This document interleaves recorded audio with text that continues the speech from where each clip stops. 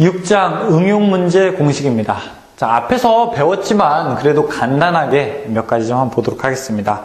여러분, 기타에서 조명의 광속은 뭐라고 되어 있나요?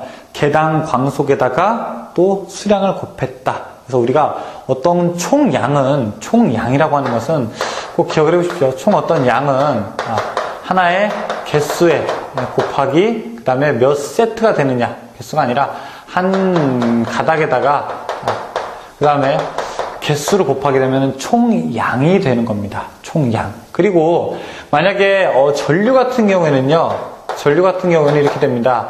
뒤에 보시면은 이제 어떤 단위 시간에 이동한 전기량이 되겠죠. 그럼 여기서 전기량이라는 거는 결국 어떻게 되는 겁니까? 전류에다가 시간을 곱하게 되겠죠. 전류가 얼마나 오랫동안 흘렀냐가 결국 전기의 양이 되겠죠. 그렇죠? 따라서 전류에다가 곱하기 시간을 한 것이 바로 또 전기량이 되는 겁니다.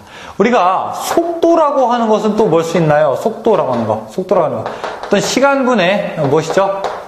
거리를 우리가 또 속도라고 하죠. 예를 들어 100km를 1시간에 갔다라고 하면 그건 시속 100km/h가 되는 겁니다. 그쵸? 자, 또 넓이를 이야기하는데 중복된 게 좀 있죠. 자, 넓이를 이야기하는데 우선 직사각형인 경우에는요, 이거는 가로 곱하기 세로를 구하면 되고요. 그 다음에 직사각형이 아니라 삼각형이다. 이게 삼각형일 때는요, 가로에다가 세로에다가 2분의 딱 그 반만 곱하면 되겠습니다. 자, 다음에 넓이가 혹은 원이라고 하면은 원의 넓이를 구한다. 그러면 이거는요, 파이 r 제곱. 이 얘기는 3.14 곱하기 반지름 곱하기 반지름이 되는 거죠. 이게 만약에 원이 아니라 부채꼴 모양이다. 예를 들어 이런 모양이다. 그럼 어떻게 됩니까? 이런 넓이는 어떻게 구해요? 파이 r 제곱 곱하기 360도 분의 이 딱 각도, 여기 들어가는 각도를 곱하면은 되는 거겠죠. 따라서 그런 이야기가 바로 24페이지의 겉넓이와 부피와 관련해서 내용이 있는 겁니다. 마지막은 잠깐 이렇게 짧게 이야기를 했습니다. 여러분들이 이런, 이제 뒤에서 많이 보면은 식에 대해서 많이 나올 겁니다. 또, 전기라는 것이 다 영어 알파벳으로 표현이 되고, 그 다음에는 이제 영어 알파벳으로 표현이 된다고 하면은 수식으로 정리가 돼요. 자, 처음에 나오는 게 오므의 법칙이 되겠는데요.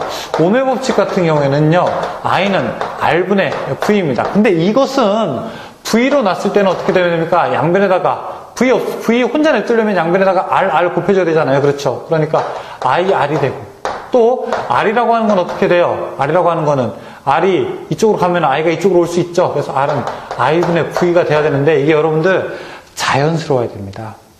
즉 이렇게 표시해야 되죠. 10은 만약에 2분의 20 이렇게도 표현할 수 있죠. 그렇죠? 그러면 여기서 V 20은 무엇입니까? 20은 10 곱하기 2로 표시할 수 있죠.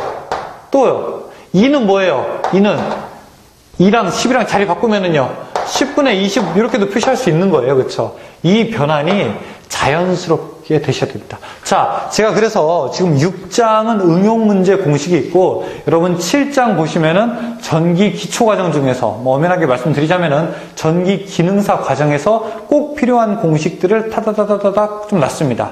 몇 장을 놨어요. 그 이유는 여러분이 그 공식을 가지고 왔다 갔다 하시는 것도 맞지만, 그 공식을 가지고 한번 봤을 때 눈에 조금 익어야 된다는 게 중요한 거니까, 여러분들이 꼭 이 기초 수학에서 배웠던 내용을 중심으로 전기 공부를 함에 있어서 어려움이 없기를 바라겠습니다. 자, 좀 반복해서 보시고요. 앞으로도 여러분과 함께 하는 그런 다산의 듀가 되도록 노력하겠습니다. 감사합니다.